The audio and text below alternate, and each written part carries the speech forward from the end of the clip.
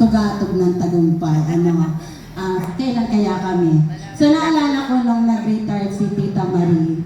Magkakatabi nun, si Tita Marie, dalawa ni Gina at saka ni Maring Lori, si Rose, si Noel, si Laila. Hindi ako tumabi.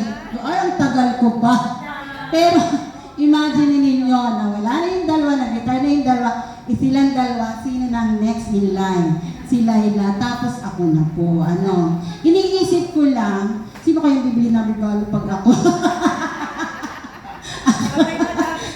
Ako pa rin kaya. Joke lang. Joke lang. Kahit wala. Pag ako'y mayaman na, hindi niya na ako riregaluhan. Okay.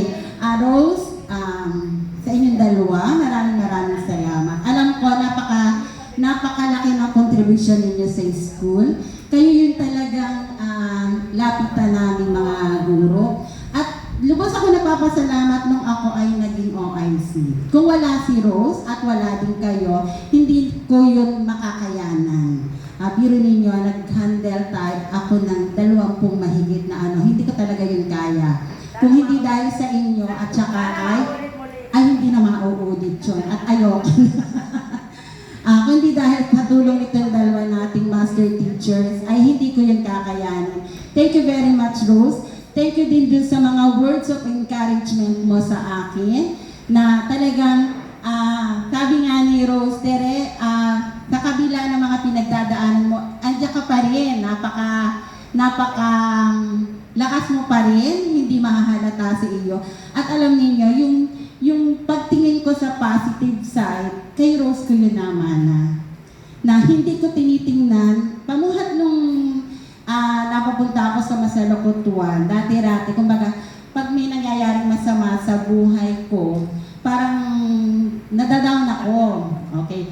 So, nung sinasabi ni Rose, kasi nakita ko kay Rose na hindi siya tumitingin sa negative side. Ang tinitingnan niya is lahat ay positive side. So, yes. So, doon ko sa kanya nalaman na kung may mangyari man sa iyong hindi maganda, ang tingnan mo na lang yung magandang nangyari. At yun yung talagang namana ko kay Rose. Hindi lang ako ganun kabait. Hindi lang ako ganun kabait, kagaya ni Rose. Pero mataray man ako, pero mabait din naman ako. May mabuti naman ako kalooban. Mataray nga lang ako. Aaminin ko, mataray. So maraming salamat. Wala akong inanong kode ko. Gusto ko kasi yung galing talaga sa loob ko, ang aking sinabi. Thank you very much talaga sa inyong dalawa. Dahil kayo din yung isa sa naging nanay at tatay namin sa Masalukutuan Elementary School. Aminin man ninyo o hindi, sila talaga yung ating nilalapitan sa lahat. Lahat ng report, tanungan natin. Kaya nga medyo nahirapan kaming mag-adjust nung nawala kayong dalawa. So, pero alam ko naman, isang chat mo lang kay Rose, sasagot naman si Rose kung ano man yung maging problema, ano man yung kailangan nating report na gagawin. Maraming